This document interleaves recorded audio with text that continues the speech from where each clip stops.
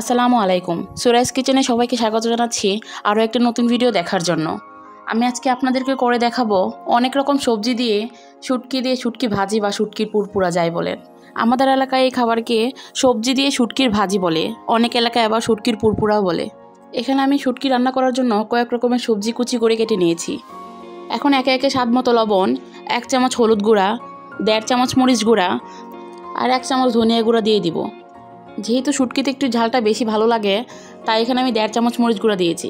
আপনারা আপনাদের স্বাদ মতো দিয়ে দিবেন। এখন আমি 2টা বড় সাইজের রসুন কুচি করে কেটে দিয়ে দিয়েছি আর বেশি করে পেঁয়াজ কুচি দিয়ে দিয়েছি। এখন আমি ভালোভাবে মশলার সাথে সবজিগুলোকে চটকিয়ে মিশিয়ে নিব। এখানে মেশানোর কাজটা খুব ভালোভাবে করতে হবে, যেন সব সবজির গায়ে মশলা ভালোভাবে লাগে। এই শুটকি ভাজিটা বাকার দিয়েও রান্না করা যায়, তবে হাত দিয়ে ভালোভাবে মেখে রান্না করলে বেশি মজা হয়। দেখেন আমি ভালোভাবে মাখিয়ে নিয়েছি। এখন 5-6টা কাঁচামরিচ ছিঁড়ে দিয়ে দিব। এখন গরম পানি দিয়ে ভালো করে ধুয়ে রাখা শুটকিগুলো দিয়ে দিব। আমি কিন্তু শুটকিগুলো ধোয়ার আগে শুকনো তাওয়ায় কিছুটা ভেজে নিয়েছিলাম। কাঁচা শুটকির চেয়ে আগে কিছুক্ষণ ভেজে তারপরে রান্না করলে তার ফ্লেভারও ভালো আসে আর খেতে অনেক মজা হয়। এখন পরিমাণ মতো তেল দিয়ে আবারও ভালোভাবে মেখে নিব।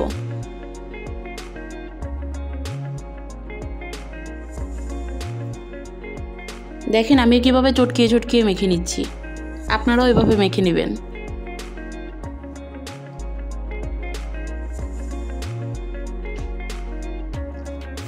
মাখানো হয়ে গিয়েছে, এমন সামান্য একটু পানি দিয়ে দিব। এখানে পানির পরিমাণটা খুবই অল্প দিতে হবে। এখন ঢেকে ভালোভাবে রান্না করে নেব। এখন 10 মিনিট পর ঢাকনা খুলে ভালোভাবে নেড়েচেড়ে মিশিয়ে দিব।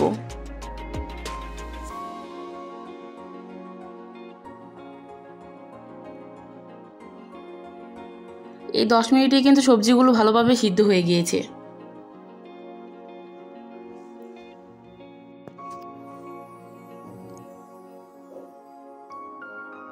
এখন আমি ভালোভাবে নেড়েচেড়ে আবারও ঢেকে রান্না করে নিব কিছুক্ষণ।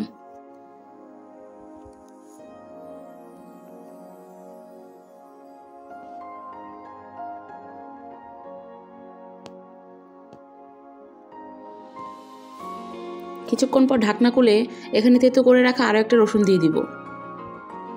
এটা অপশনাল, আপনারা চাইলে দিতে পারেন, না চাইলে নাও দিতে পারেন। আমার যে কোনো চাপা শুটকির তরকারিতে রসুনের ফ্লেভারটা খুবই ভালো লাগে, তাই আমি এ পর্যায়ে এসে কিছুটা রসুন দিই। এটা তরকারিতে অন্যরকম একটা ফ্লেভার যোগ করে। এখন ভালোভাবে মিশিয়ে আবারও ঢেকে দিব।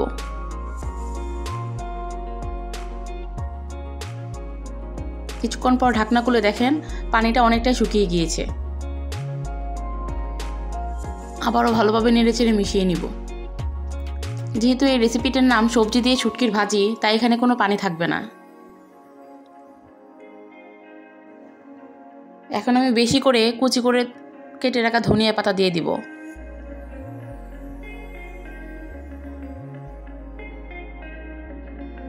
এখন আলতো হাতে কিছুটা নেড়েচেড়ে মিশিয়ে নিব। যেহেতু সবজিগুলো সিদ্ধ হয়েছে, বেশি নাড়াচাড়া করলে ভেঙে যাবে।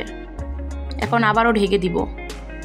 যে কোনো তরকারিতে ধনিয়া পাতার পর 1 মিনিট ঢেকে রেখে দিবেন, দেখবেন সুন্দর একটা ফ্লেভার আসে। এখন 2 মিনিট পর আবার ঢাকনা খুলে কিছুটা নেড়ে ছেড়ে দিব।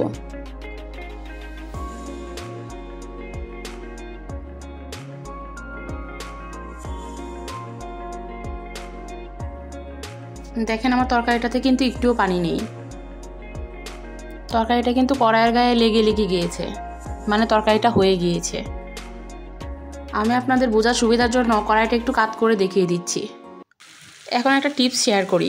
এই রেসিপিটা রান্না করার সময় যখন শেষের দিকে এই সাউন্ডটা আসবে, তখন বুঝে নেবেন খাওয়ার জন্য রেসিপিটি পুরোপুরি রেডি হয়ে গিয়েছে। ভিডিওটি কেমন লাগলো জানাবেন। ভালো লাগলে অবশ্যই লাইক কমেন্টস করবেন। আল্লাহ হাফেজ।